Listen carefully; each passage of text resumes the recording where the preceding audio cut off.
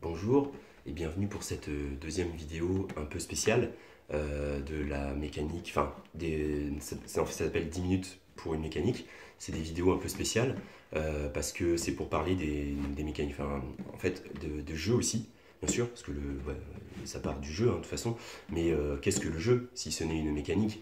Et donc l'intérêt c'était de vous montrer les mécaniques, comment ça peut être intéressant d'en parler en dehors du jeu, même si on parle beaucoup de jeux quand même, parce qu'en fait on va parler d'un jeu en fait, que tout le monde connaît, ça s'appelle 10 minutes pour une mécanique, parce que ça dure que 10 minutes, parce que c'est quand même concis, et c'est quand même très précis, et je les veux dynamique et rapide voilà, pour vous parler de ces jeux et vous y intéresser, mais de base on va parler toujours d'un jeu connu qui permet d'introduire la mécanique celle que je veux vous parler.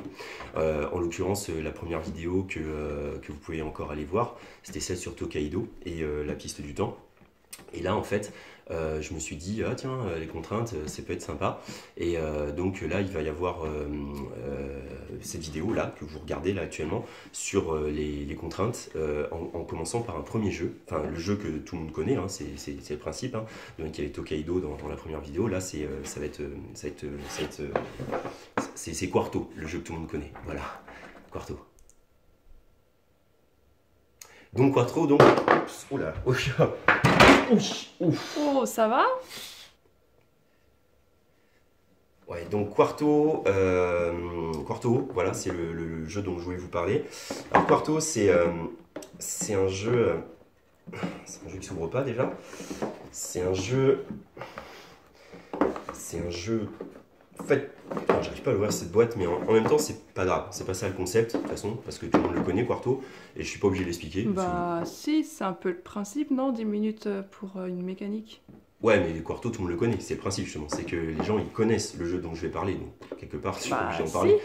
c'est intéressant. Vas-y, explique. Non, mais parce que je le connais, Quarto, et c'est pas la peine, j'ai rien à prouver déjà. Bien sûr, parce que je suis vendeur dans une boutique de jeux de société, donc un peu Quarto, je le connais quoi. Et Quarto, tu veux que je t'en parle? Bah oui. Ouais, bah voilà, Quarto, tu vois, le Uno, enfin vous voyez, pardon, parce que je te parle pas qu'à toi, je parle aussi aux gens. Le Uno c'est à 1, Duo c'est à 2, Trio c'est à 3, et Quarto c'est à 4, voilà.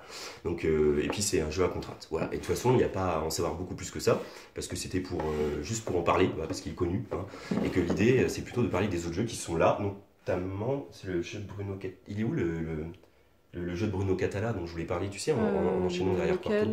Lequel? Le jeu à contrainte de Bruno Catala, tu sais, j'avais une pile là comme ça, il était sur le dessus. Je crois que je l'ai prêté au voisin. Il a sonné tout à l'heure, il m'a dit qu'avec sa compagne, il commençait à s'ennuyer. Ah non. Ouais. Alors déjà, non. Alors de un, c'est pas très confinement friendly ce que tu as fait, parce que Edouard Philippe, je suis pas sûr qu'il ait dit qu'on ait le droit comme ça de sonner là chez les voisins et tout ça. Et de deux, avec tous les jeux de Bruno Catala qu'on a, tu lui as prêté celui de la vidéo de 10 minutes pour une mécanique? Mais on n'y jouait pas celui-là. Alors non, déjà on dit pas ça pour la vidéo, parce qu'on l'aime bien et on y a beaucoup joué, alors peut-être qu'on y joue un peu moins, mais c'est pas grave, il parlait des contraintes et c'était bien. Mais là, si je l'ai pas, je passe pour un as, quoi. Enfin, je veux dire, on est obligé d'arrêter la vidéo, et puis je vais essayer d'aller la récupérer, alors désolé, donc rendez-vous vendredi pour la vidéo sur Quarto et les contraintes. Tant pis.